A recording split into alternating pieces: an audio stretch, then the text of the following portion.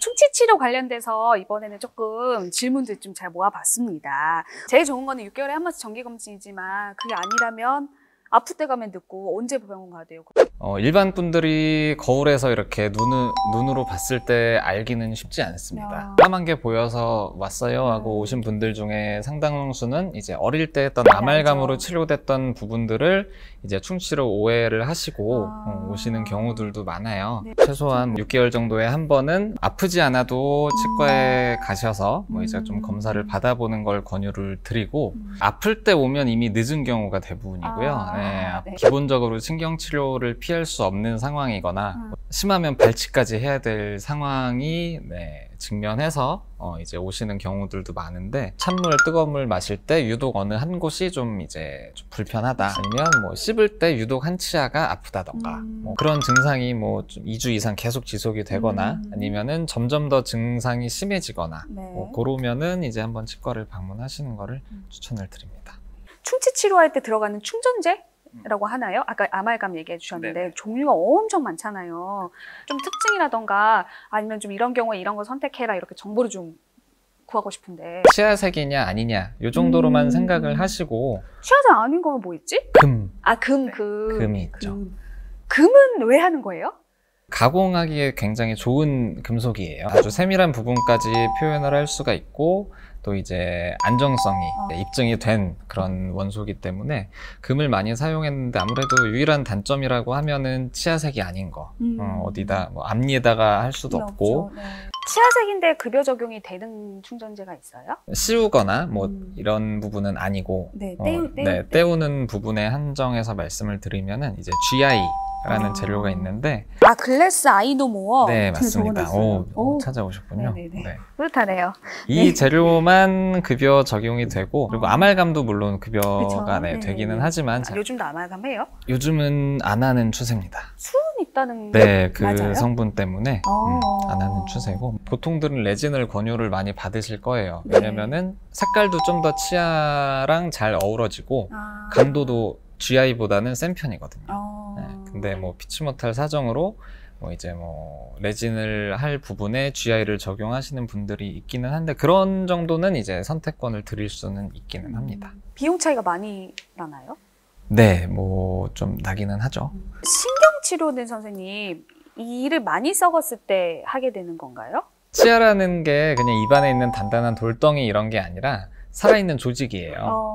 그 조직 안에는 이제 저희가 뭐 시리고 뭐 뜨겁거나 뭐 이런 걸 느끼는 신경도 있고 혈관도 있어서 이제 영양분도 공급을 받고 그런 공간이 이제 치수라고 하는 영어로 펄프라고 하는 그 공간인데 예를 들면 썩다가 결국 치수까지 썩어서 노출이 됐다. 치아가 부러졌는데 신경이 있는 공간이 노출됐다. 그런 공간이 노출이 되면은 그건 어쩔 수 없이 신경치료를 해야 하는 상황인 거고요.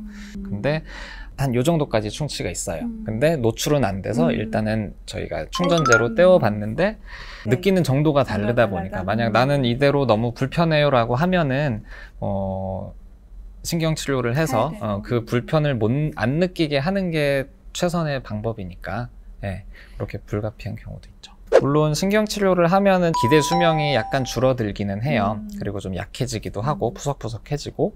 신경치료까지 가면 치료 기간이랑 시간도 더 길어지죠? 아무래도 그렇죠. 보통들 치과 가시면은 뭐 최소 한 2주에서 뭐 길게는 뭐 한 달 혹은 그 이상까지도 이제 상담 내용을 들으실 거예요. 근데 그거는 신경치료에 한해서만이고 그게 잘 됐다고 하면 이제 씌우는 단계로 또 넘어가야죠. 거기서도 뭐 한 1, 2주 정도 시간이 소요가 되셔서 총 기간은 한 달에서 2달 사이 정도로 보통 생각을 하시면 좋을 것 같습니다. 어떤 병원에서는 이건 크라운 하세요 했는데 또 다른 병원 가니까 그냥 떼어주시는 경우도 있더라고요. 크라운은 뭐고 왜 달라지는 거예요? 크라운은 일단 말씀하신 대로 치아를 씌우는 거예요. 치아 전체를 좀 깎아낸 다음에 씌우는 건가요? 그쵸. 그래야 치아를 깎아야 공간이 생기고 그래야 이제 씌울 수 있는 재료가 들어가는 건데 그렇게 진단이 달라지는 이유는 치아도 이제 부위마다 각각의 역할이 좀 나뉘는데 예를 들면 어떤 부위가 썩으면은 이거는 떼어봐야 금방 또 떨어지고 뭐 금방 깨지거나 뭐 썩을 가능성이 높아진다 이런 부위가 있고 아예 그건 크라운으로 가자 이렇게 네. 가시는 거구나. 근데 또 치아 다른 데는 다 멀쩡한데 여기만 좀 썩었어.